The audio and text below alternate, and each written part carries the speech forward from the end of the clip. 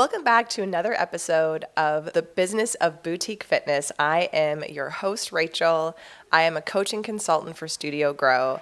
I had came from fitness franchising, and I have owned my own business for the last 20 years in the wellness space. Today, I want to share, I love a good case study. I'm that person who loves to read articles and data and kind of dig into this peer learning about what to do and what not to do as a small business owner.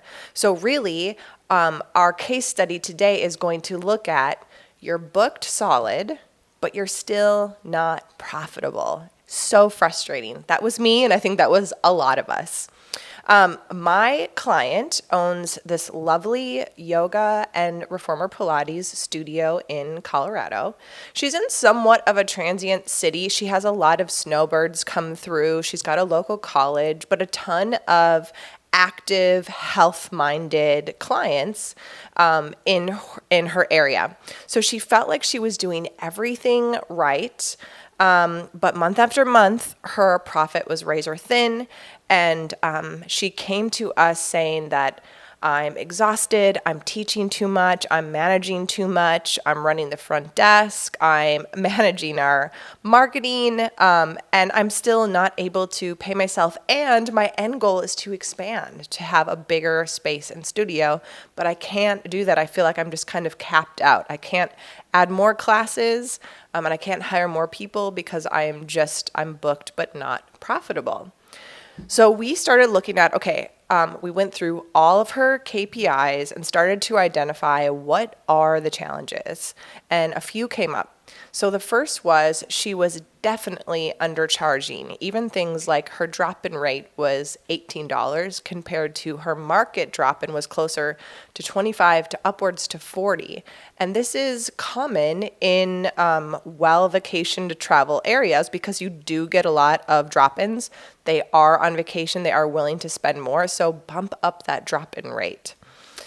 She also had everyone start on a punch pass or a series of class packs with no memberships. So that was a big eye opener, and I knew right away that is something really small that we could do to help move the needle, is having that reoccurring auto pay revenue that it's predictable every month, and you can budget and forecast off of that because you know what's coming. She had low instructor margin, so she was paying her instructors 60% of class revenue with a bonus for full classes that left really minimal margins for profit. She was giving away too many discounts up front. So she had new student promos, like I said, those punch passes that sometimes offered as an intro offer, and then a lot of referral credits, which I will say this. She hadn't run, we have since, but she hadn't run any Meta or Google ads because she had such a strong referral program and word of mouth. So that was such a great eye opener that, oh my gosh, people love this place so much that they refer so many people that she's never had to place an ad. Like, how special and unique is that? We also didn't really have an upsell path. So we had kind of these higher value offers, like she does a lot of workshops, a lot of education. She does kind of this outdoor series across the summer that's so fun. As a group, they do hikes and they go paddling and they just kind of get out and enjoy the area. So we're thinking, okay, how great would it be if you could have kind of a VIP membership that included all the perks? Like, not only do you get yoga and Pilates, you get all access to all the hikes and all the workshops. And then the last piece is she wasn't consistently reviewing her P&L monthly.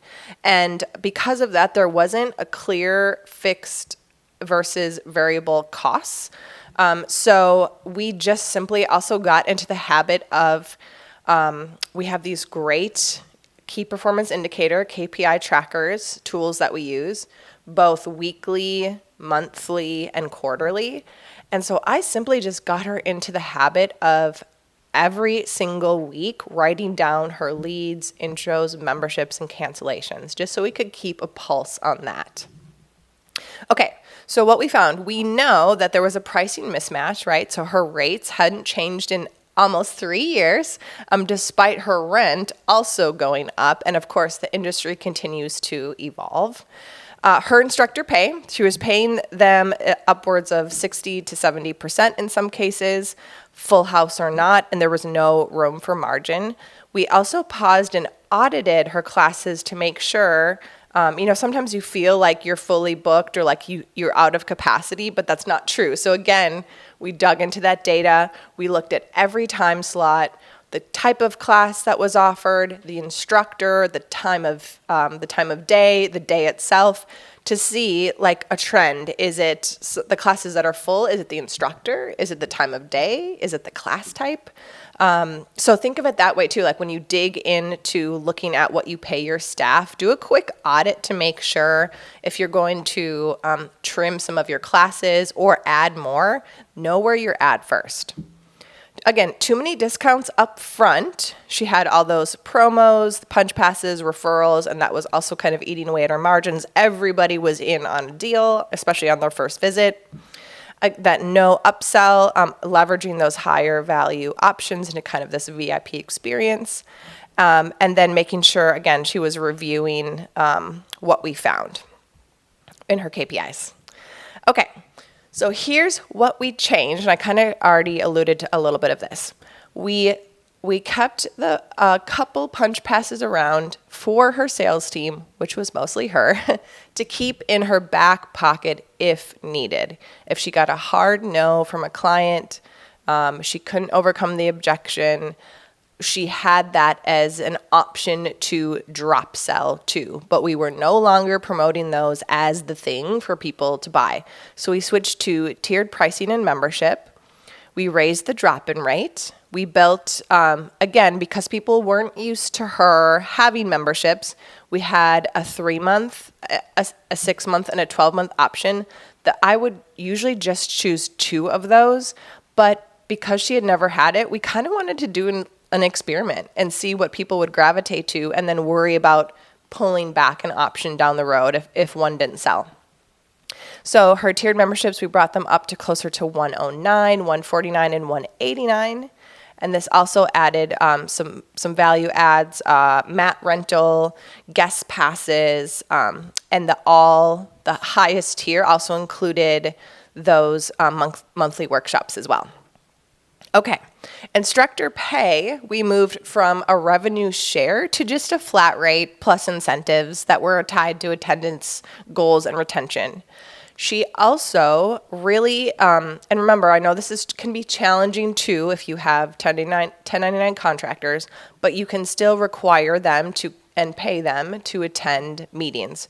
So she also needed to level set with her team, like, hey, you're responsible for, we have marketing in place, but you're responsible for getting your classes filled. People who do so will receive a bonus, and started sharing some of her KPI goals, which she had never shared with the team before. Like, especially with some of the pricing changes, increase, the reorganization of packages. It's so important to communicate why you're doing that with your team. I've shared this story, I think, in another episode where I didn't know, but suddenly the owner of the facility I was working at was really pushing sales, so much so that I felt like we were in trouble, like we were in financial trouble, or I was going to lose my job. And so it just kind of like made me like anxious at work. But she just didn't communicate the why. And she simply just wanted to increase sales so we could add more classes and hire more people. That was it. So please make sure you share the why behind your changes with your staff so they can feel calm and confident in the decisions that you are making. Okay, we pulled back on some of that discount leak too. So we simplified her intro offer. We kept it for her yoga classes, 2 weeks unlimited, and her Pilates 3 intro classes for, I can't remember the set price, but 3 intro for X amount of dollars.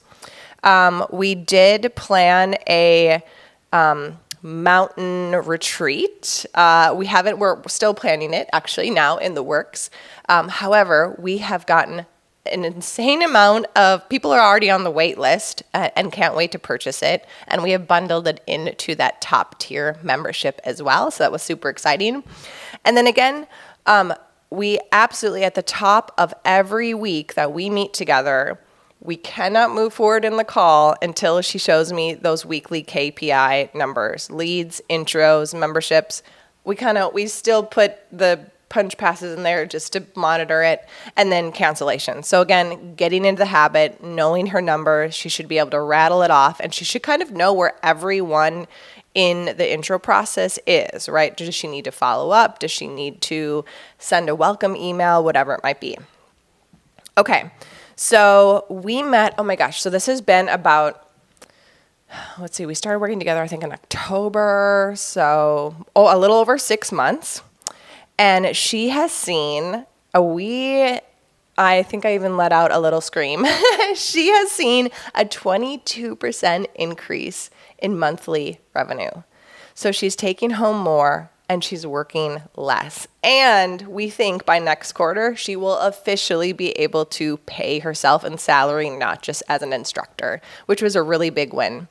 And I think, too, it kind of changed her mindset. Like, hey, if I want to expand and grow, I have to put processes in place. I have to take a really hard look at my numbers and kind of get in that CEO mindset, get up out of the weeds, get some of the right people in place so she can have more of a visionary role.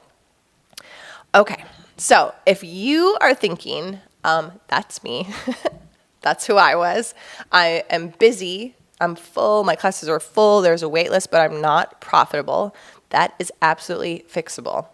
It takes the right pricing, the right processes, the right people, and even the right mindset as well, that you can get there, that you don't have to keep worrying about how you're going to pay yourself and support yourself as well. So my advice to you is make sure that you do my numbers, match the energy that I am putting forward.